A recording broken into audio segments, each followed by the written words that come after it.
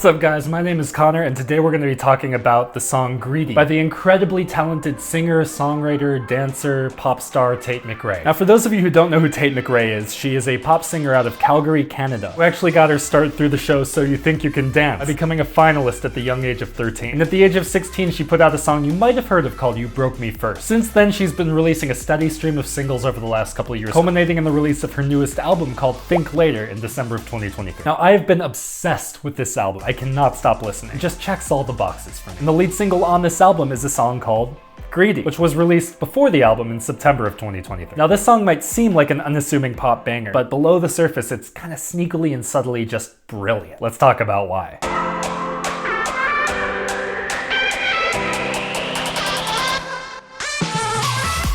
So this is the first installment of a new series I'm going to be doing where I break down individual songs that I like. As a songwriter, it's useful to sort of dissect individual songs and what makes them tick and why they work. And there's a lot of brilliant songs out there. But Greedy felt like the perfect first song to do, for reasons that will become clear in this video. So why is the song so brilliant? Well, first let's talk about the subject matter and the lyrics. The lyrics are, at face value, about Tate McRae meeting a guy at a bar. The guy's interested in her, he's hitting on her, he's talking about how mysterious she seems, and her reaction is, "Yeah, I'm mysterious. Try to break through my shell. Bet you can't." Despite this sort of anthemic, empowering polish though, below the surface there's an element of the song that's sort of brooding and self-reflective and lonely. And it's hard to get that on first listen. You kind of have to take a deep dive and really analyze the song and the lyrics to understand that. So throughout the song, she's alluding to the fact that the mystery comes from her withholding of information about herself. She's bottling things up and that's what's enabling her to appear mysterious. Lyrics like, "I see you eyeing me down, but you'll never know much past my name." And, to quote the man she's talking to, "Can't tell if you love or hate me, never met someone like that." These do a good job of sort of portraying that wall that she's built. In fact, in the chorus, it almost comes off as if she's bragging about it. You get the line, "I'll put you through hell just to know me," which is kind of funny. In fact, a lot of the song is a little bit tongue-in-cheek. The entire third verse has to do with the man asking her question. Is this for real or is it just an act? Drive me crazy, did you know you have that effect? And going into the third chorus, her response to all of that is, "Let me check."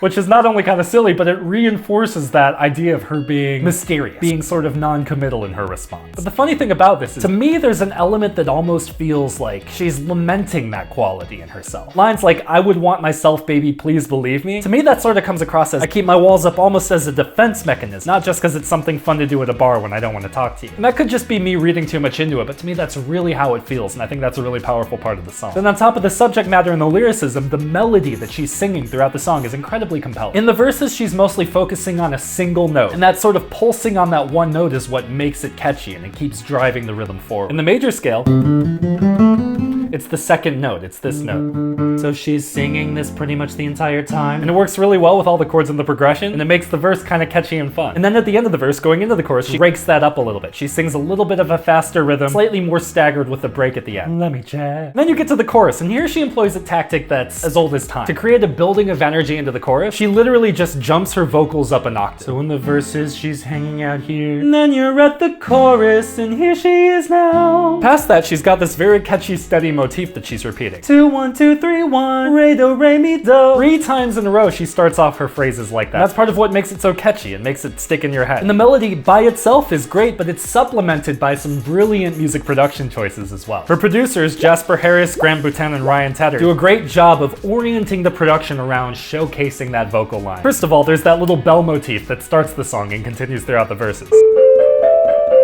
That pentatonic arpeggiation, super catchy, super fun. And you'll notice when she gets to the end of the first chorus, before she turns around into the second verse, you get her humming that.